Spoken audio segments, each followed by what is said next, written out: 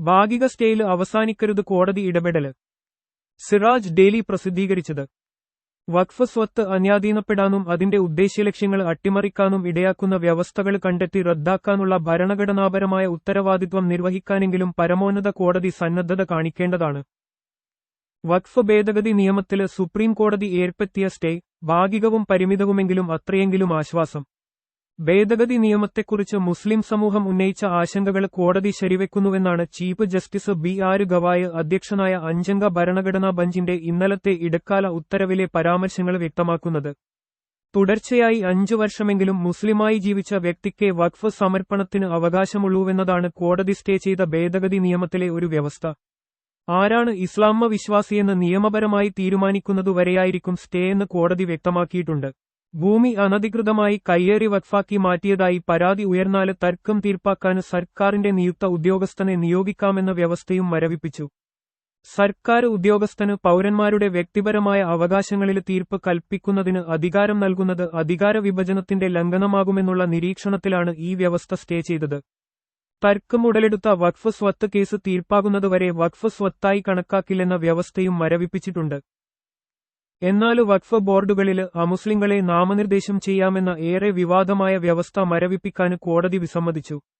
എങ്കിലും കേന്ദ്ര വഖഫ് കൗൺസിലില് 4-ല് കൂടുതലും സംസ്ഥാന വഖഫ് ബോർഡില് 3-ല് കൂടുതലും അമുസ്ലിം അംഗങ്ങൾ ഉണ്ടാകരുതെന്ന് കോടതി വാക്കാല് നിർദ്ദേശിച്ചു. ഇതുകൊണ്ടായില്ല വഖഫ് ബോർഡുകളുടെ നിയന്ത്രണം പൂർണ്ണമായും മുസ്ലിങ്ങളില് നിക്ഷിപ്തമാക്കുന്ന ഉത്തരവാണ് കോടതിയില് നിന്നുണ്ടാകേണ്ടത്. കോടതിയില് നിന്ന് അന്തിമ തീരുമാനം വരുന്നതുവരെ വഖഫ് കൗൺസിലിലേക്കും ബോർഡുകളിലേക്കും പുതിയ നിയമനം കോടതി നേരത്തെ വിലക്കിയിരുന്നു. ഹർജിക്കാരുടെ അഭിഭാഷകരും കേന്ദ്ര സർക്കാരിനുവേണ്ടി ഹാജരായ സോളിസിറ്റർ ജനറൽ തുഷാര് മേത്തയും നടത്തിയ 3 ദിവസത്തെ വാദങ്ങൾ കേട്ട ശേഷം മെയ് 22-ന് ഇടക്കാല ഉത്തരവിനുവേണ്ടി മാറ്റിവെച്ചതായിരുന്നു സുപ്രീം കോടതി. പ്രസ്തുത ഉത്തരവാണ് ഇന്നലെയുണ്ടായത്. വഖഫ് സ്വത്തുക്കളുടെ കൈകാര്യത്തില് സുതാര്യത, വഖഫ് സ്വത്തുക്കളുടെ ദുരുപയോഗം തടയല്, തർക്കപരിഹാരം കാര്യക്ഷമമാക്കല് എന്നിത്യാദി അവകാശവാദത്തോടെയാണ് വഖഫ് ബോർഡുകളുടെയും ട്രൈബ്യൂണലുകളുടെയും അധികാരങ്ങളില് നിർണായക മാറ്റം വരുത്തുന്ന ഭേദഗതി നിയമം മോദി സർക്കാർ പാസാക്കിയത്. എന്നാല് വഖഫിന്റെ അടിസ്ഥാന ലക്ഷ്യങ്ങളെ തകിടം മറിക്കുന്നതും വഖഫ് സ്വത്തുക്കള് വൻതോതില് നഷ്ടപ്പെടാന് ഇടയാക്കുന്നതുമാണ് ഭേദഗതി നിയമം. തുല്യത, സ്വത്തിലും മതസ്വാതന്ത്ര്യത്തിലുമുള്ള അവകാശം തുടങ്ങി ഭരണഘടന ഉറപ്പു നൽകുന്ന മൗലികാവകാശങ്ങളിലുള്ള കൈകടത്തലുമാണ് ഇത്.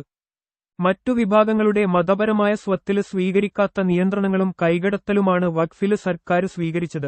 ഇത് വഖഫ് സ്വത്തുക്കള് വൻതോതില് നഷ്ടപ്പെടുത്തുകയും ഇസ്ലാമിക സ്ഥാപനങ്ങളുടെ നടത്തിപ്പും നിലനിൽപ്പും അവതാളത്തിലാക്കുകയും ചെയ്യും. പല വഖഫ് സ്വത്തുക്കളിലും തീവ്രഹിന്ദുത്വ സംഘടനകൾ അവകാശമുന്നയിച്ചുകൊണ്ടിരിക്കുന്ന സന്ദർഭമാണിത്.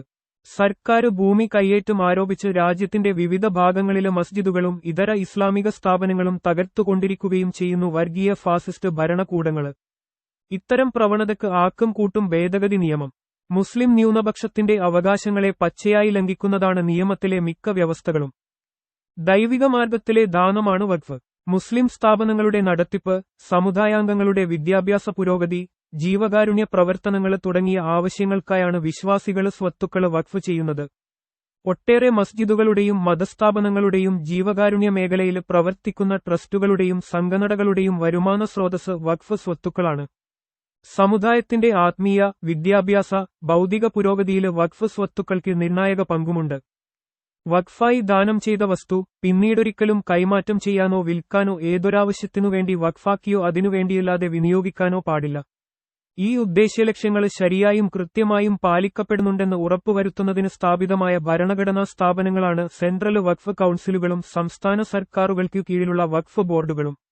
ഒരു വഖഫ് സ്വത്തില് തർക്കം ഉടലെടുത്താൽ അത് പരിഹരിക്കേണ്ടതും തീർപ്പ് കൽപ്പിക്കേണ്ടതും വഖഫ് ബോർഡുകളും ട്രൈബ്യൂണലുകളുമാണ്. ഈ അധികാരം സർക്കാരില് നിക്ഷിപ്തമായാല് ദൂരവ്യാപകമായ പ്രത്യാഘാതങ്ങൾക്കിടയാക്കും. ഏതാനും വ്യവസ്ഥകൾ താത്കാലികമായി മരവിപ്പിച്ച നടപടിയില് മാത്രം അവസാനിക്കരുത് കോടതിയുടെ ഇവിഷയകമായ ഇടപെടല്. വിവാദ നിയമം പൂർണ്ണമായും റദ്ദാക്കാനാകില്ലെന്ന് വാദത്തിനിടെ സുപ്രീം കോടതി സൂചിപ്പിച്ചിട്ടുണ്ട്. എങ്കിലും വഖഫ് സ്വത്ത് അന്യാധീനപ്പെടാനും അതിന്റെ ഉദ്ദേശ്യലക്ഷ്യങ്ങൾ അട്ടിമറിക്കാനും ഇടയാക്കുന്ന വ്യവസ്ഥകൾ കണ്ടെത്തി റദ്ദാക്കാനുള്ള ഭരണഘടനാപരമായ ഉത്തരവാദിത്വം നിർവഹിക്കാനെങ്കിലും പരമോന്നത കോടതി സന്നദ്ധത കാണിക്കേണ്ടതാണ്. വഖഫ് സ്വത്തുക്കള് പൂർണ്ണമായും സംരക്ഷിക്കപ്പെടാന് സഹായകമായ നീതിന്യായ വ്യവസ്ഥയോട് നീതി പുലർത്തുന്ന വിധിപ്രസ്താവമാണ് മുസ്ലിം സമൂഹം പ്രതീക്ഷിക്കുന്നത്.